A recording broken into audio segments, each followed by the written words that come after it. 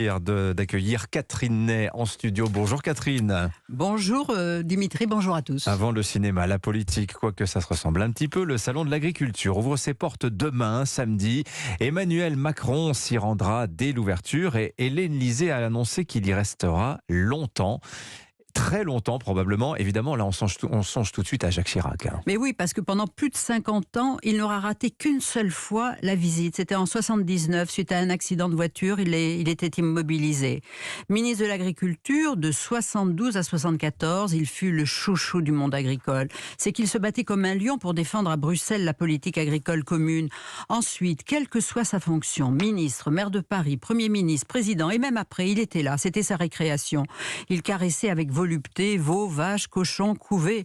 Ce ne sont pas des bovins, ce sont des chefs-d'œuvre, avait-il dit.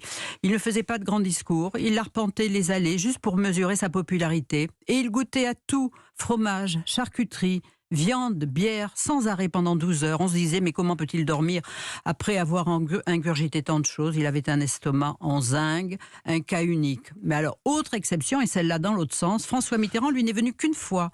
C'était en mars 81, avant d'entrer à l'Élysée, mais comme président, jamais. En 14 ans. Il faut dire qu'il n'était pas très populaire dans le monde agricole. Oui, c'est vrai. Emmanuel Macron, en 2019, avait battu le record de Jacques Chirac. Il était resté 14 heures. Et oui, et il faisait mieux que François Hollande, qui lui n'avait pas dépassé 12 heures. Mais l'an dernier, pour cause de guerre en Ukraine, son passage y avait été très bref. L'année d'avant, c'était le Covid. Cette année, il veut se rattraper, énoncer sa politique pour l'agriculture. Il va sûrement beaucoup parler, trop sans doute, mais mesurer sa popularité in vivo. Vous vous souvenez, en 2017, mais il n'était que candidat, il avait reçu un œuf sur la tête.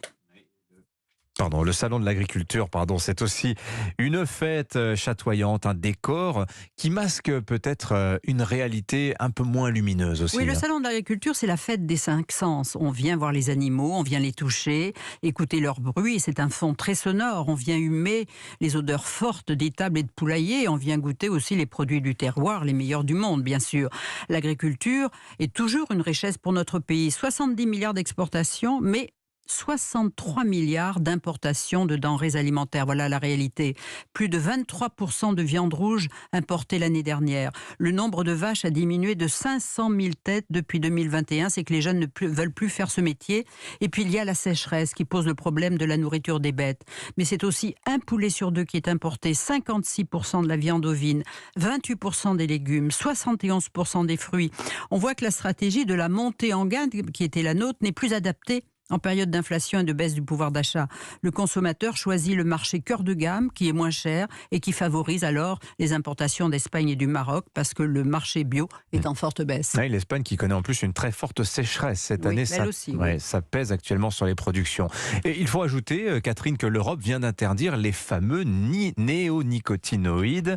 C'est la betterave notamment, les écologistes s'en réjouissent. Oui, ce produit qui enrobe les semences de betterave pour lutter contre le grand prédateur qui est le puceron jaune, eh bien d'autres pays européens utilisent un produit de la même famille en pulvérisation, en cours de culture, ce qui est beaucoup plus dangereux. Eh bien ce produit-là est interdit en France. Résultat, la filière betterave risque d'être détruite. On importera alors du sucre issu d'une production beaucoup plus polluante. Et il y a quelques années, on a interdit un insecticide sur les cerisiers, ce qui a détruit les vergers français. Désormais, on importe des cerises de pays tiers où ce produit est autorisé. Mais nous, les Français, nous voulons toujours être les plus vertueux et la vertu a un coût. Bon, conclusion, Catherine. Eh bien, la ferme France décroche. Nous sommes passés du 2e au 5e rang des pays exportateurs. Les raisons, perte de compétitivité, fiscalité plus lourde, coût de la main-d'œuvre, normes trop exigeantes et des fermes plus petites chez nous que chez nos voisins exportateurs. Merci beaucoup, Catherine, qu'on retrouvera avec plaisir demain matin dans les Grandes Voies autour de Pierre de Villeneuve à partir de 10h, 8h39.